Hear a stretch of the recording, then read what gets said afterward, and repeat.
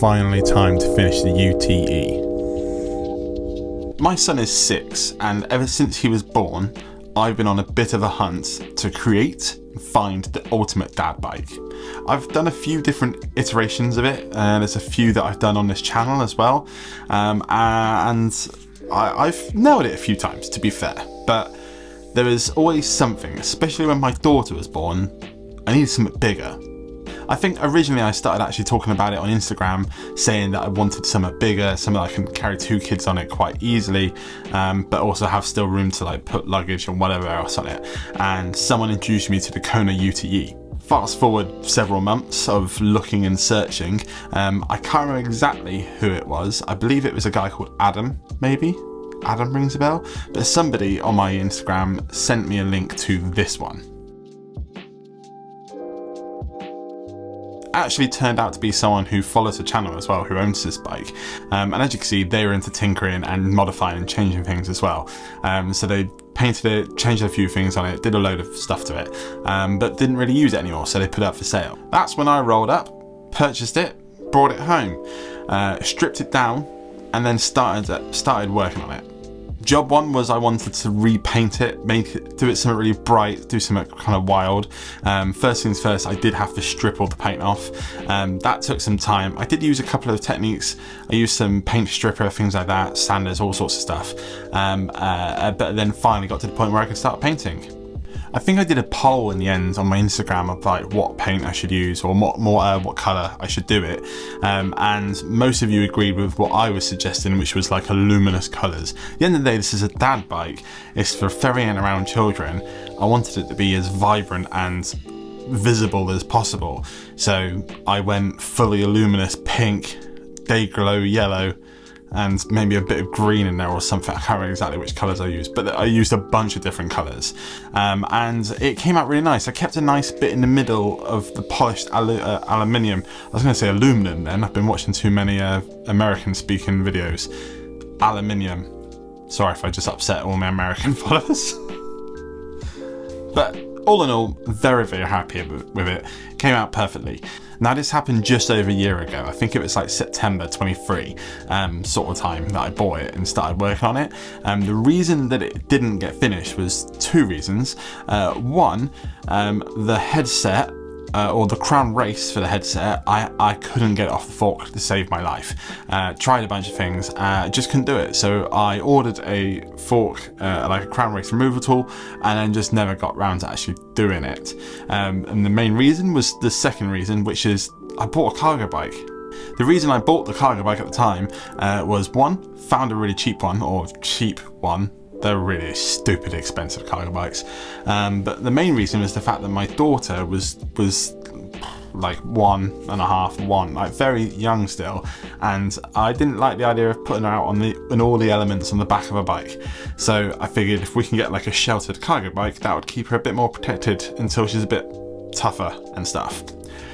Roll round to now, she is a lot tougher and she likes being on bikes, and so does my son, and I felt like it was the right time to finish this build. So let's finish this build.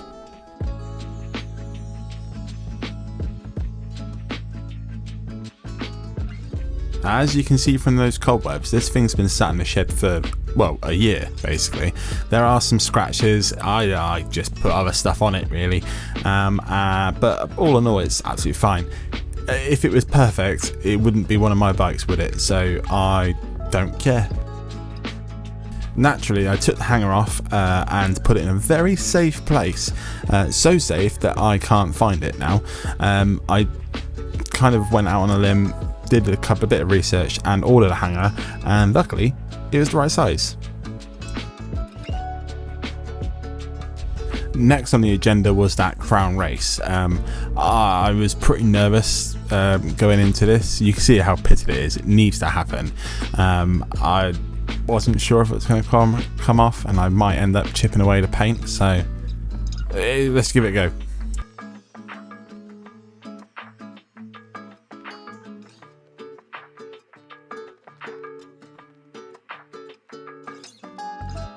I've actually lost my hammer recently. I'm not sure what I've done with it, so I'm using this wrench, which is probably a bad move. If anybody's got a hookup at a part at all, send them my way, because I need some new tools.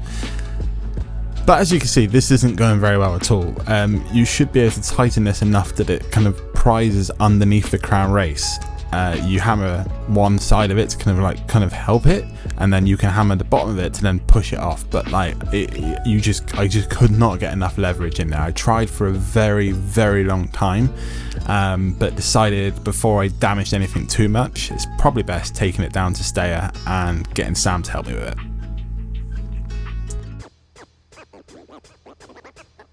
Subscribers to the channel will know that I've started doing some behind the scenes vloggy style videos in between the builds, so I'm not going to show you the full process of what Sam did to get it off, but let's just say it took us some time and some sparks.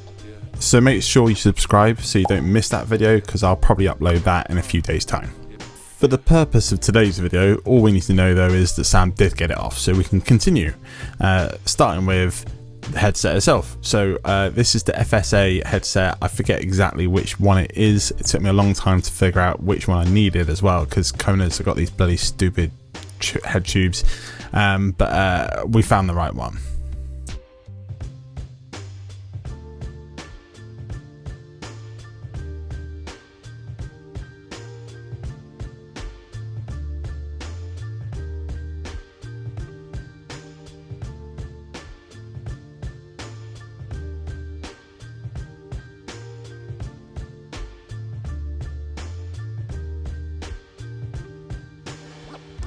Considering how hard Sam had to go on this fort to get it all off, it looks nice and clean now, which you will see more about in the next video. But yes, we can get this crown race on, but it's a crazy tight fit, and I don't have a crown race tool, so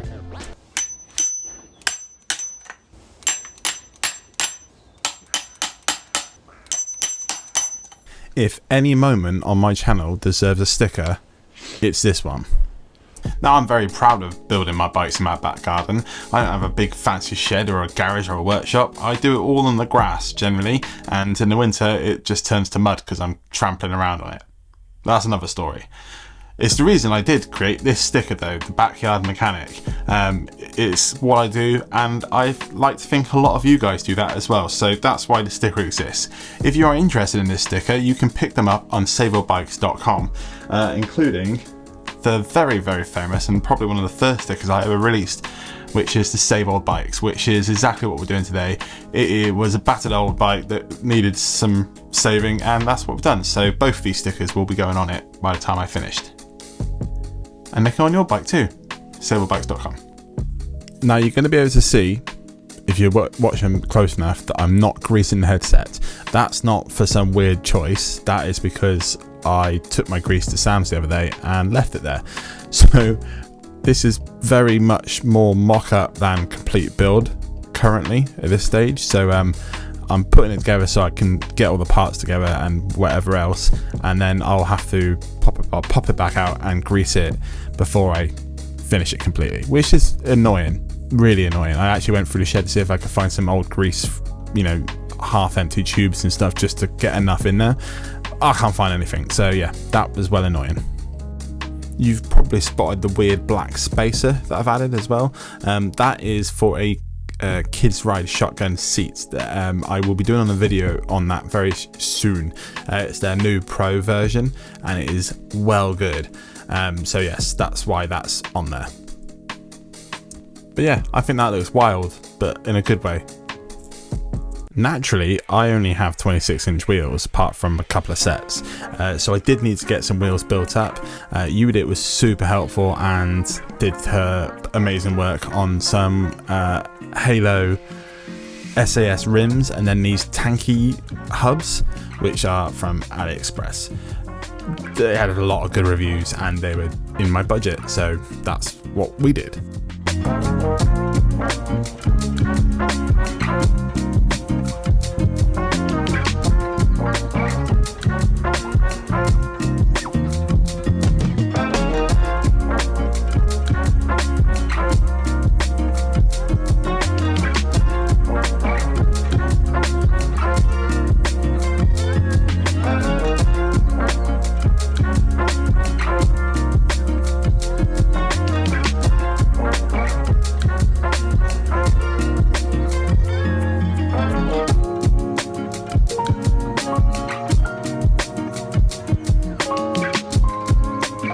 I'm not really sure what happened here at the end, but I have lots of shots of me not really pointing the camera in the right direction. But here they are, and my gosh, they look sick. For the tyres, I'm going to try these mezcals from Vittoria. I've had a bunch of people over time say that I should try them out. I've not even tried these yet, and I really like the way they look. The casing feels really nice as well, so I think I am going to order some for 26 as well. Yeah, let's talk about it more when I've actually ridden the bike, but like, yeah, they're nice. Next, we need to put some rotors on this bike. I have these, I don't know who makes them, but these floating ones that have a green bit in the middle. They're pretty wild and out there, but we're definitely going to put them on this bike.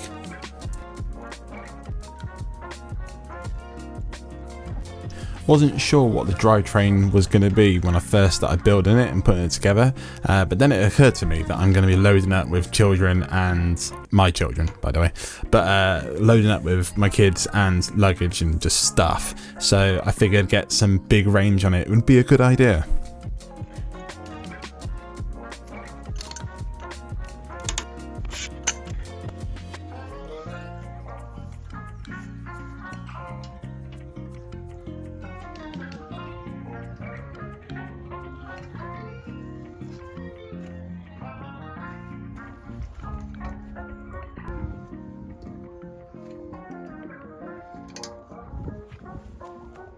We are officially down to the last two parts of this build, well, of this video, and I'll tell you why in a second. But first things first, we are putting a charged chopstick on this bike, one of my favourite seat posts, and of course we're going to top it off with a charged spoon, my favourite saddle. And then while we're on the topic of favourites, my favourite handlebars, which are the Ritchie Coyotes. These things are super comfortable, they look really sick, and I just really like them. But the reason I didn't finish the build was as soon as I tried to put the BB in, I couldn't. The threads need to be chased on the actual frame itself, and I still don't have one of those tools. I should buy one. I definitely should buy one.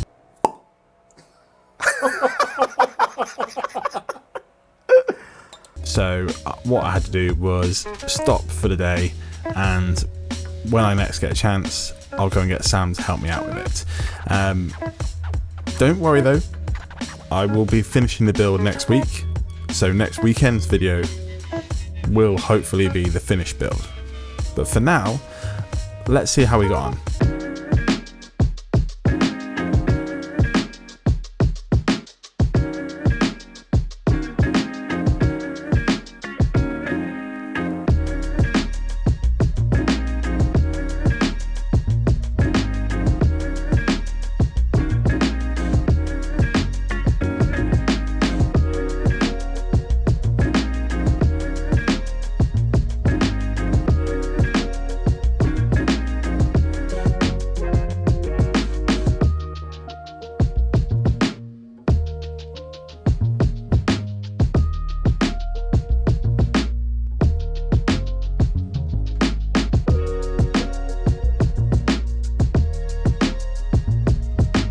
To say that I'm excited about finishing this build is such an understatement. I mean, look at it. It looks like the most fun bike you could possibly build.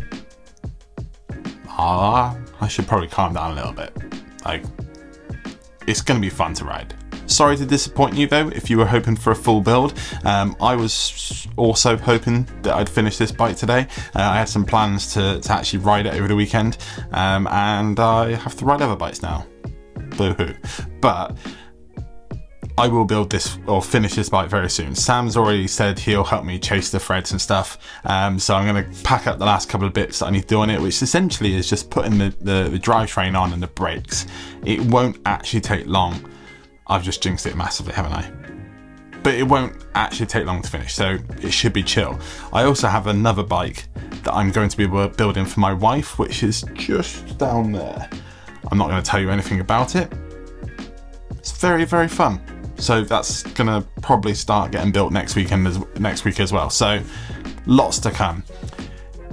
Don't forget though, there is a behind the scenes video that I did make for this one. It's a lot more detail to it than my previous vlog videos that I've been doing recently, because I did film it alongside making it. So there's a few extra bits in there, including the part where Sam saved the fork. So make sure you subscribe if you haven't already, and yeah, look out for that one. So it's creeping up to the end of the year now. It will be December next week, I think. Where are we? Yes, next week. And I still would like to build 2 more bikes or 3 more bikes. The only reason I'm saying that right now is I kind of want to kind of see if I can do it and hold you guys, or get you guys to hold me accountable to it. I have this bike, which we're not going to count. I have the one that's behind me, so that's one. I'd like to smash together a parts bin build. I have endless amounts of parts and stuff, but I have one very specific one in my mind that won't take long to do, and it'll be fun. So I'm going to try and do that. And then there's one more that we'll see. We'll see if we get time to do it. So December could be a busy month for builds. So if you are new to the channel and you like this kind of content, we do lots of cycling stuff, including builds. And if you'd like to see more of this, please hit the subscribe button.